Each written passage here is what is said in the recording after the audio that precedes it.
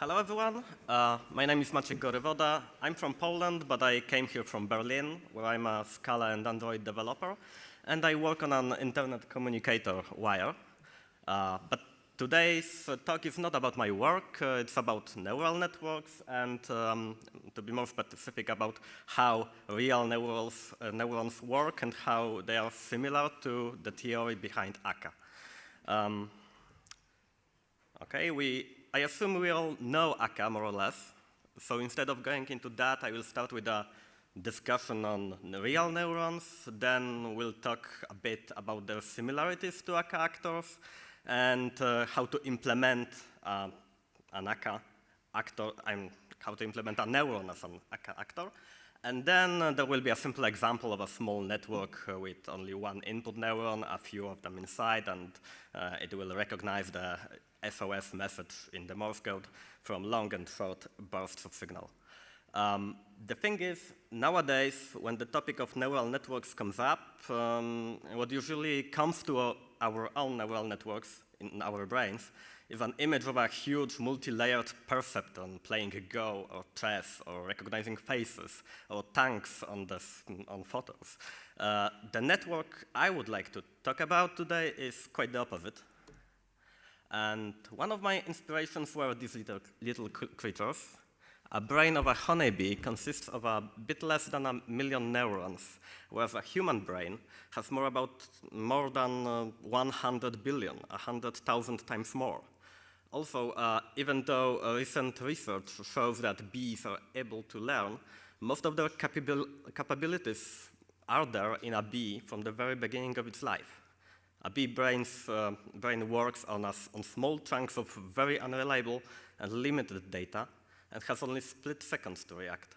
And yet this is enough to avoid danger, to gather food, to communicate with other bees, and to organize into hives. So I thought that maybe instead of working on these huge multi-layered perceptrons, I could check what we can achieve with only a handful of neurons if these neurons work in a bit different way, more similar to how real neurons work. A typical neuron consists of a bulky core, which is not really interesting to us right now. There are also dendrites. These are these small tentacles, which are used to receive signals, and a large tentacle called an axon. And this one sends the signals to other neurons. Signals can be electric, and because they can be electric, these were the inspiration behind the traditional models of artificial neurons, where artificial neurons just send numbers between 0 and 1. But this is not true, really. Most of signals in real neurons are electrochemical, and that goes beyond this simple model. The chemical molecules transmitted from one neuron to another are called, well, neurotransmitters. They can be excitatory, that means that they make neurons do something faster, but they can also be inhibitory, like one special, which is called GABA, gamma-aminobutyric acid, and it causes neurons to become silent. There are even special neurons which seem to send only these silencing messages, and this will be important to us in a moment. A neuron is reactive. It acts when triggered by a signal coming from another neuron. If the signal is strong enough, or if it's a long enough series of weak signals, the neuron sends its own signal to the outside. Another trait, which is important here, is something that should be obvious, in fact, but quite often it is overlooked. A single neuron does not know that it is a part of a nervous system. It does not know that it is a part of a brain. There is no higher-level entity controlling it. The neuron just reacts to some stimulus coming from the outside, whether it's another neuron or some electrode put there by a scientist. So yeah, basically we can say that neurons are asynchronous. Well, but when we look at a perceptron model, we can see that neurons, artificial neurons, are connected neurons from one layer are connected to the neurons behind them, and in each iteration, each neuron actively looks to these neurons behind its itself for signals, multiply the signals by the weights of respective connections, sums the results, checks its own threshold against it, applies the activation function to the sum, and then presents the result for other neurons to see. So nothing really reactive about it. There has to be something that triggers it. So please note that they have to be activated also in order, not only just something has to activate it, they have to be exactly activated in a special order from the first layer to the last. So they're synchronous. But, well, we know what else is reactive and asynchronous. To be fair, I have to mention that there are models of artificial networks that are indeed reactive and asynchronous. They're called spiking neural networks, and they also can simulate neurotransmitters in detail, and they are much closer to actually simulating a working brain than traditional models. But they tend to be very complex, and in my project, I wanted something very simple. So there will be no code in this presentation, really, but if you want some, you can imagine that this slide is a design of a class implementing an Akka actor. It can receive two types of messages, either a signal of some strength from 0 to 1, or a silencing message. A signal is added to the buffer and checked against the threshold. And if the value of the buffer is not big enough, then nothing more happens. If the value is stronger, is bigger, the buffer is cleared, and the neuron's own signal, which is usually just 1.0, is being sent forward. And there is also a possibility that a silencing message is received, and then the buffer is cleared, and the neuron stops reacting to next messages for a given amount of time. That will be important as well in a moment. So, OK. There are a few interesting Akka features, something behind the Akka work that are interesting from my point of view. And these are these 5 points that actors work concurrently to one another. Actors communicate with one another with messages. And they are reactive. That means that their computations are triggered by incoming messages. So there is no need for a supervisor entity which would iterate over them and send the requests to perform computations. And another thing is that sending a message actually takes time. Every time a message is sent, there is a considerable time gap between the moment it is sent and the moment it is received. And such time gaps exist even if the actor sends a message to itself. I mean, considerable. It has to be taken into account when designing a network that there is this time gap.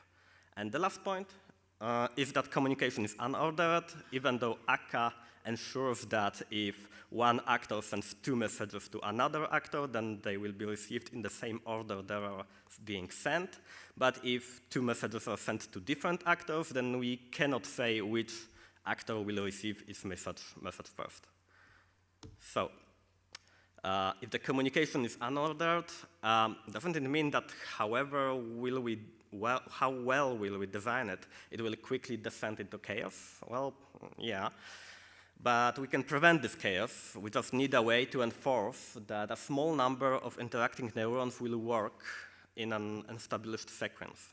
These blocks of neurons can then be connected asynchronously to other blocks of neurons, and that will work. But on the smallest, like the closest level, some synchronization is necessary.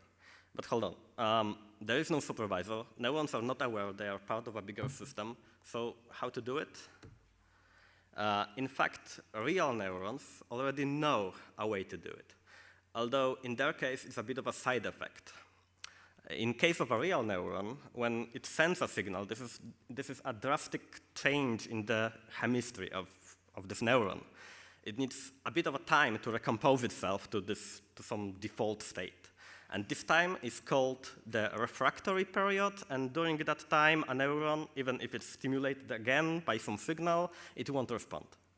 So we can't control the time gap between receiving and sending and receiving a message, but we can estimate what is the maximum practical time gap. And I will call this maximum time gap an iteration from now on. And we can make it so that our Akka actor changes its context after sending its own signal, and only after some max time gap, it comes back to its default context.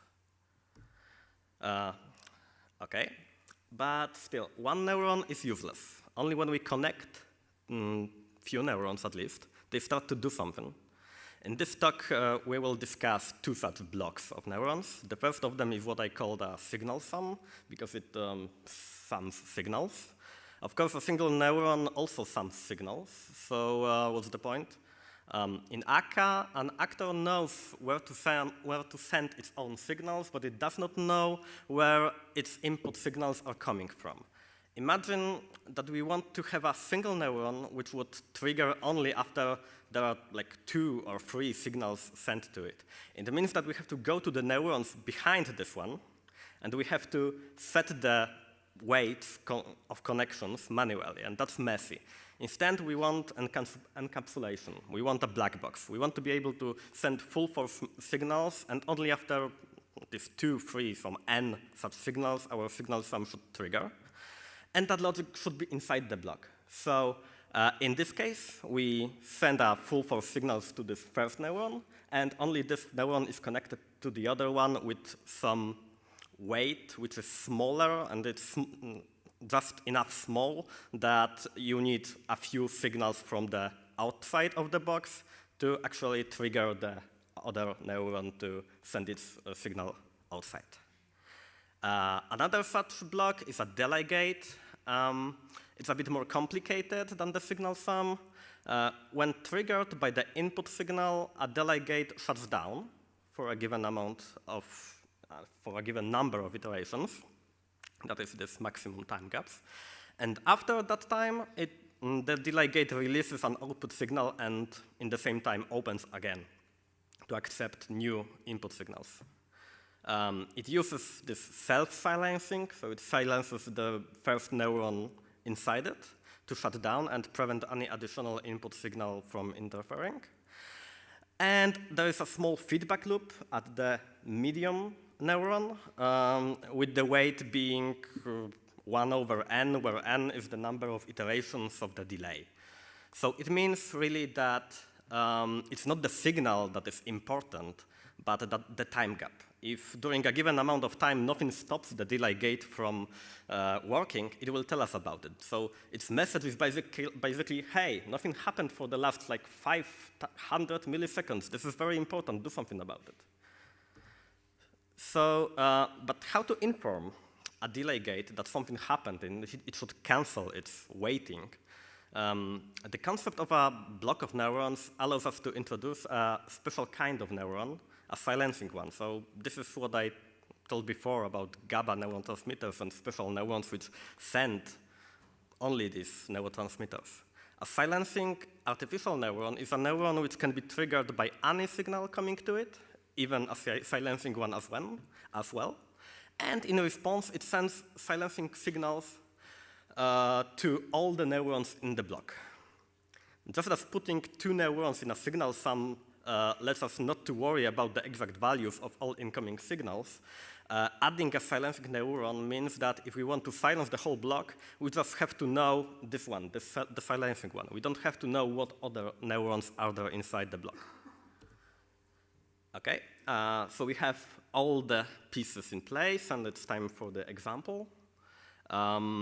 So even though nearly 1 million neurons of a bee's brain is very little in comparison with our brains, it's still way too many for practical reasons to show an example of anything during such a presentation. So our example has to be much simpler. My idea is to have a sequence of short and long signals and try to recognize if they form an SOS message in the Morse code.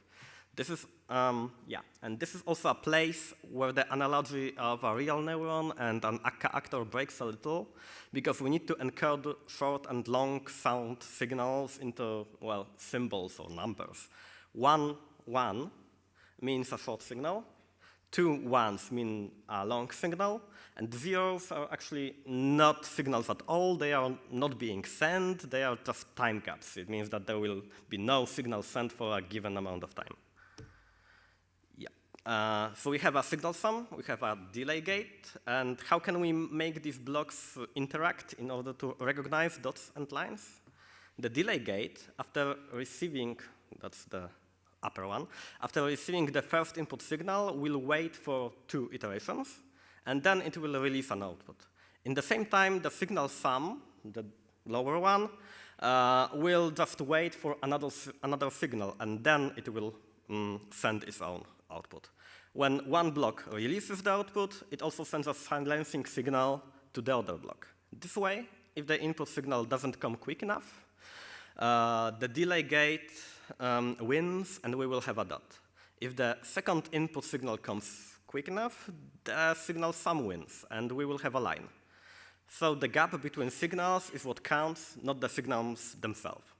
2 signals with no gap or a very small gap in between can be interpreted as one long signal, and if the gap between the signals are considerable, then we can say that these are really 2 short signals, so we have dots and not one line.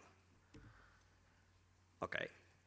From here, the path to build the whole network is pretty straightforward, really. We simply add 2 more signal sums at the end of this delay gate and signal sum. The first one will be connected to the delay gate, and it will recognize dots. We need 3 dots to get an S. The other one will be connected to the signal sum, recognizing lines. We need 3 lines to get an O. And signal sums recognizing S and O are also connected to each other with silencing neurons. So if we get an S, all the parallel work in order to recognize O will be canceled, and vice versa. Okay. Yeah. And one of the most interesting traits of neural networks is the ability to find patterns in noise. In fact, we could make a generalization that all what neural networks do, including our brains, is finding patterns. So please note that the silencing neurons work as an implementation of a winner-takes-all strategy. We can't get both a dot and a line in the same moment, and we can't get both S and O in the same moment. Each block maintains a set of simple rules. If they are fulfilled, the block triggers and the other one is silenced. If there is some noise in the input signal, both blocks have a bit harder to recognize the signal, the pattern, but eventually one of them should trigger and silence the other. Of course, it can also happen that the signal will be so noisy that some of the dots will be recognized as lines, or lines will be recognized as dots, but then we have like the second line of defense, which is the blocks for S and O, and they also will try to recognize if the sequence of dots and lines are S or O and silence the other part. Yep. So basically, these are the similarities between neurons and Akka actors, which I wanted to talk about, and what we have learned, if anything. First of all, I don't suspect creators of Akka of being inspired by neurons, and definitely I don't think that the brain evolution was inspired by Akka.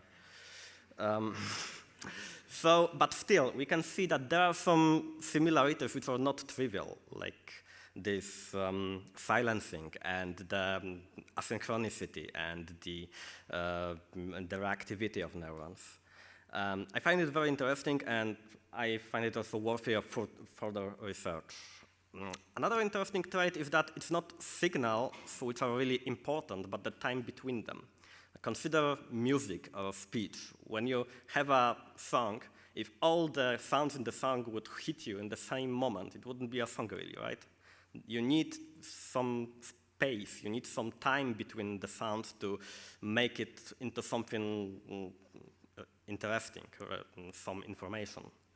So, and at last, this is also like a point in the discussion that maybe intelligence is indeed like distribution is very important for that. Like we can have very simple units like Akka actors or like neurons, which are really very simple cells by themselves. But when they are connected, the whole is much bigger than the sum of the simple parts. And this is true in neurons, but also in networks of actors and in beehives and in human society as well. So, I tried to find something about Akka which would be more advanced, but in fact, I think that the basic documentation is really well written. It's a good point to start, or to just skip the introduction and to read more about the theory. If you're interested in neurobiology, I strongly recommend a book by Francis Crick, The Astonishing Hypothesis. It's a bit old, it's from 1994, but still it's a very good introduction to neurobiology and written in a human mortal language. It was translated to Polish jako zdumiewająca hipoteza. And if you want to read a bit more about what I already said in this presentation, you can download the article, which was the basis for this talk. But I know we are all busy people, so at least I recommend that you go to YouTube and watch Crash Course Neurology. That's really great. Okay, thank you. You can find the project at GitHub. You can find me probably somewhere near coffee during the break or at Wire. And this is all.